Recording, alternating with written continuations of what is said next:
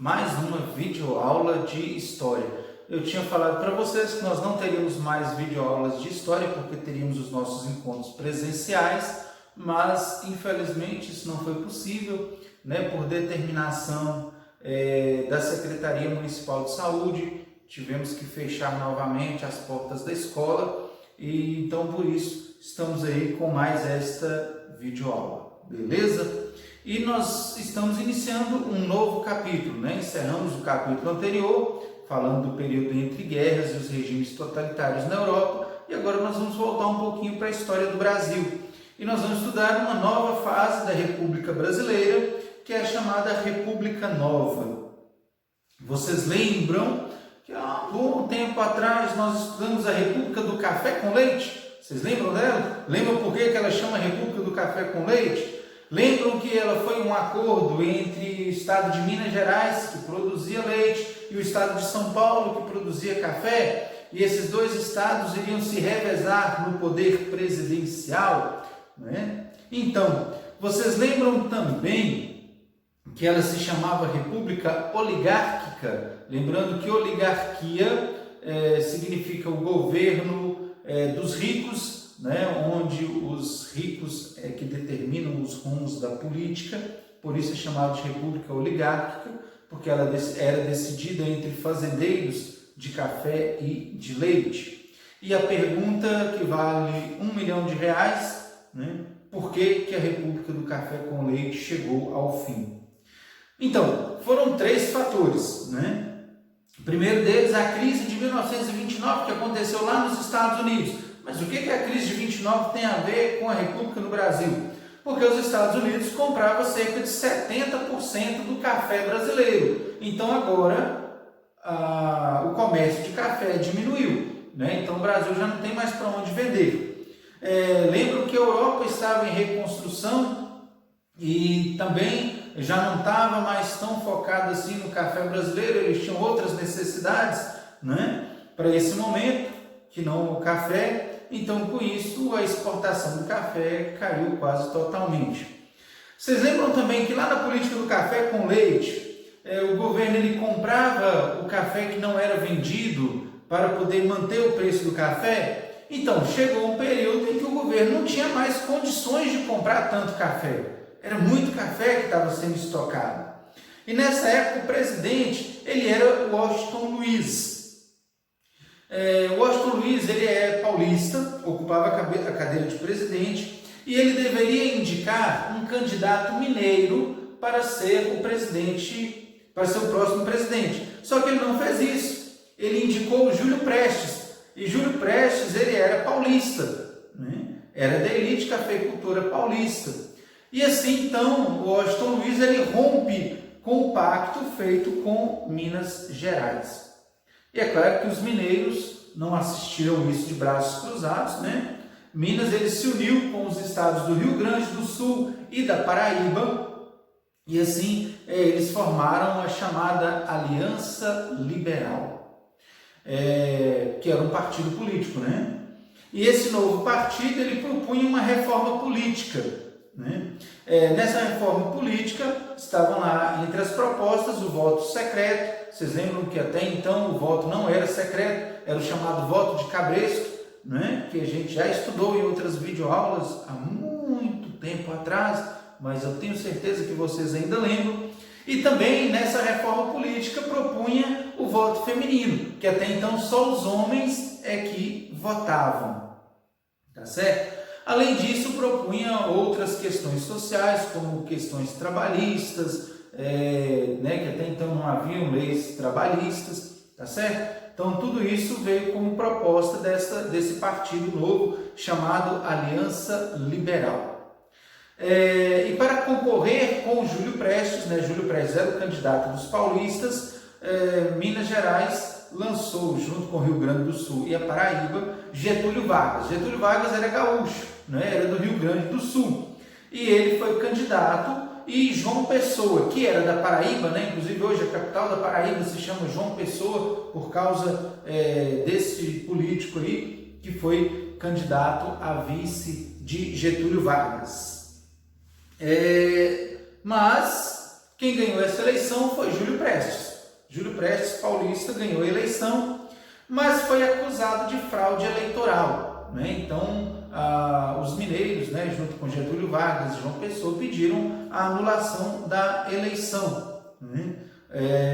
E essa situação ficou ainda mais grave quando João Pessoa foi assassinado em 1930, né? Então, o assassinato de João Pessoa fez eclodir aí uma nova fase da política brasileira. Então, no dia 3 de outubro, houve um levante militar, né? Ou seja, o exército se levantou contra o governo, lá no Rio Grande do Sul, também na Paraíba e em Minas Gerais. E depois também com o apoio do Rio de Janeiro. Essas tropas, né, marcharam lá em direção ao Rio de Janeiro, que era a capital do Brasil ainda na época, né? O Washington Luiz ainda era o presidente, Júlio Prestes não tinha tomado posse ainda, e ele foi deposto, né, pelo exército e foi aplicado então um golpe de Estado. E nesse golpe de Estado, Getúlio Vargas, que era o líder civil desse movimento, ele assumiu o controle do governo, tornando-se presidente por um golpe de Estado. A chamada Revolução de 30. Tá certo? E formou-se então um governo provisório, que começou aí em 1930 com o governo de Getúlio Vargas. Entrou para ser um governo provisório. O que é um governo provisório? É aquele governo que vai assumir o poder, vai organizar a casa e convocar eleições. Então, o primeiro grande desafio desse governo provisório era resolver essa crise do café, né? Então, foi formado, né, Getúlio Vargas, ele formou no ano 1931 o chamado Conselho Nacional do Café, que ia decidir sobre o que fazer com o café. E o que esse conselho decidiu? Que o governo continuaria comprando café excedente, né, e queria queimar esse café, colocar fogo no café, e milhares de sacas de café foram queimadas para poder garantir o aumento do preço do café. Porque vocês sabem que é uma lógica de mercado, quanto mais eu tenho de um produto, mais esse produto cai de preço, né? Então, para resolver esse problema, vamos queimar café. Getúlio Vargas, além dessa decisão aí também, né, ele ainda estimulou a policultura, ou seja, que o Brasil não focasse só no café, mas que desenvolvesse outras fontes de agricultura, né? E também ele promoveu a industrialização do Brasil. Então, o primeiro surto industrial do Brasil aconteceu nesse período com o incentivo de Getúlio Vargas. Getúlio Vargas, né, ele governou tentando conciliar o interesse de diferentes grupos, né? Tinha em primeiro lugar os tenentes, que haviam apoiado o golpe de 1930, né? Então ele governava para esses tenentes, mas além disso ainda tinha a oligarquia cafeeira, que controlava a principal atividade econômica do Brasil. Apesar de serem oposição, né, eles tinham grande força política pelo seu poder econômico, né? O café era a principal fonte de renda do Brasil, né? E além disso, Getúlio Vargas ele governava também de olho na classe operária, que se consolidava no cenário político. Vocês lembram lá que pipocavam por todo o mundo as ideias socialistas, o comunismo? Então, no Brasil não foi diferente, né? Havia os sindicatos, né, sempre com essas ideias socialistas, para combater nessa força sindical e as ideias socialistas. Getúlio Vargas ele oferecia apoio aos trabalhadores, né? Então ele criou o Ministério do Trabalho, da Indústria e do Comércio, e o objetivo desse ministério era regular uma legislação trabalhista que até então não existia. Foi criada a Consolidação das Leis do Trabalho, CLT, que garantia uma série de direitos aos trabalhadores, como trabalhar apenas 8 horas diárias, apenas 44 horas semanais, o direito ao descanso semanal remunerado, férias, licença maternidade, vários direitos trabalhistas foram instituídos nesse período com Getúlio Vargas. E por isso Getúlio Vargas ficou conhecido como presidente pai dos pobres. Tá certo? Outra medida assumida por Getúlio Vargas, ele destituiu do cargo todos os governadores dos estados. E no lugar desses governadores, ele colocou interventores, que eram aqueles tenentes que tinham apoiado o golpe de 30. Ele deu um estado para cada um, né? E eles foram com o cargo de interventores. Vocês lembram que eu falei que Getúlio Vargas, ele assumiu a presidência num governo provisório, só que ele não demonstrava sinais de que ele estava disposto a deixar o cargo, né? E o principal foco da oposição estava naturalmente em São Paulo, né? Getúlio Vargas havia nomeado um tenente pernambucano para ser interventor em São Paulo. E isso causou descontentamento entre os paulistas que já eram oposição a Getúlio Vargas, né? Então eles reivindicaram que Getúlio Vargas nomeasse um interventor civil e paulista para o estado de São Paulo. Getúlio Vargas ele fez isso, né? Nomeou lá um civil paulista para o governo de São Paulo, como interventor de São Paulo, só que ainda assim, né, os paulistas continuaram descontentes, né? Eles exigiam a elaboração de uma Constituição.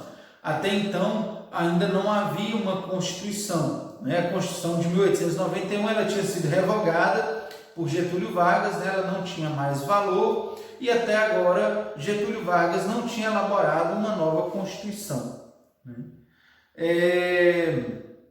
As manifestações dos paulistas continuaram e no dia 9 de julho de 1932 se transformou numa luta armada, a chamada Revolução Constitucionalista de 1932. São Paulo ele formou um exército popular, né? Deu armas para as pessoas, criou esse exército lá, inclusive com a participação da população negra, que havia deixado a escravidão tinha pouco tempo, né?